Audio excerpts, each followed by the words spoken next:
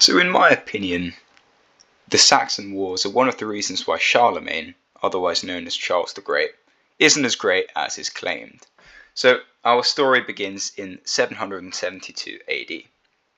A tribe of Germanic Saxons has raided the town of Deventer, which was the site of a church within the Frankish Empire.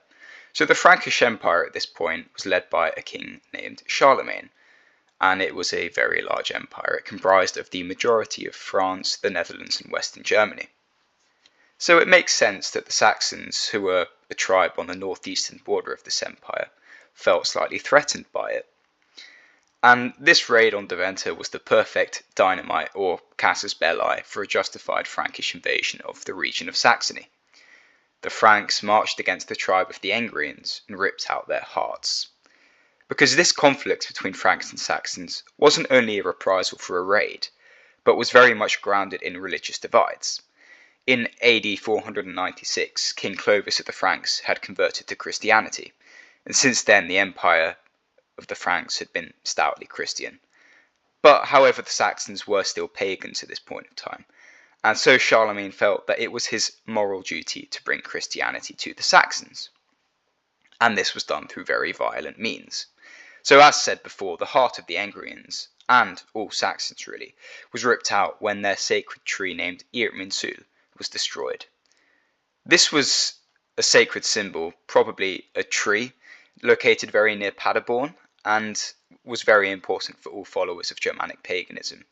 So understandably there were very many that were incensed when Christian Franks had destroyed it. Charlemagne actually advanced all the way to the Weser River in this campaign, and he made peace with some Saxon chiefs, before then returning to northern Italy to subjugate the Lombards. But this was not the end of Saxon resistance. A Saxon leader named Widukind continued to resist the Franks. He led raids into the Frankish territories in the Rhine Valley, and was generally a thorn in the side for Charlemagne. So it forced Charlemagne to return only a couple of years later, in the year 775.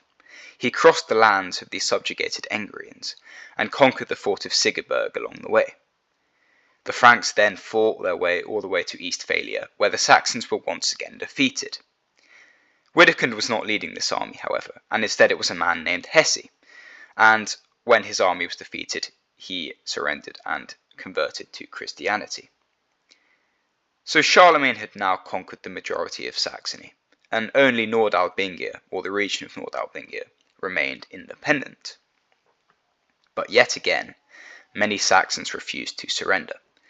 Charlemagne was forced to return from his Italian campaigns once again in 776, and this time there was a rebellion being led by Saxon leader Widukind. The rebellion was threatening the Franks' fortified positions in Saxony, and had even managed to destroy the fort at Eresburg. But Charlemagne hunted them down and engaged them in battle, where the Saxons were once again defeated. Widukind, quite lucky here, was able to flee from the battle. He ran to the Danes, who are another Germanic tribe, and, you guessed it, inhabited modern-day Denmark. But this time, Charlemagne decided to leave a more defensible camp, and built one at Karlstadt. What an inventive name, because Charles is the same as Karl, just in different languages.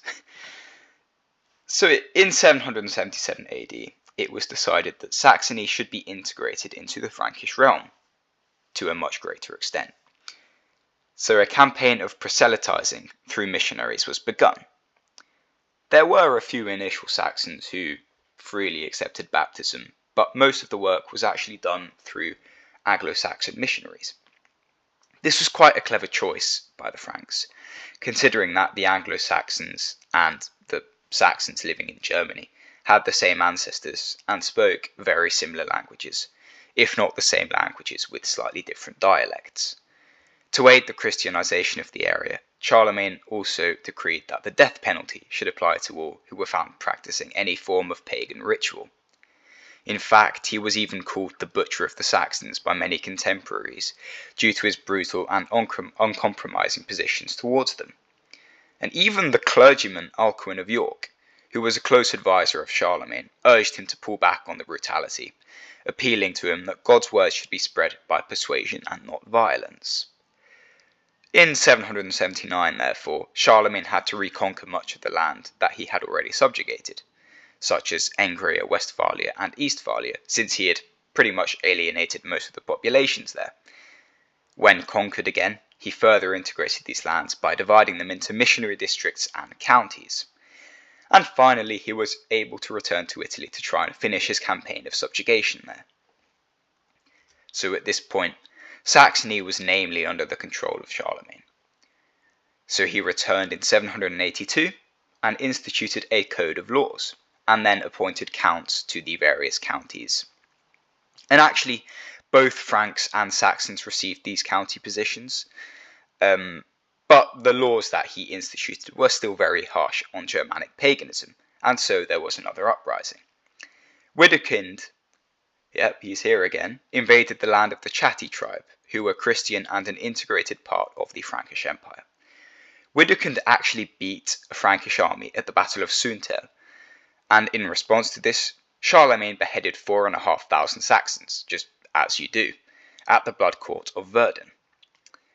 And for another 2 years, Saxons and Franks fought each other, before the Franks were able to gain the upper hand, and the Saxon attempts at resistance were effectively ended when Widukind was forced to accept baptism in 785.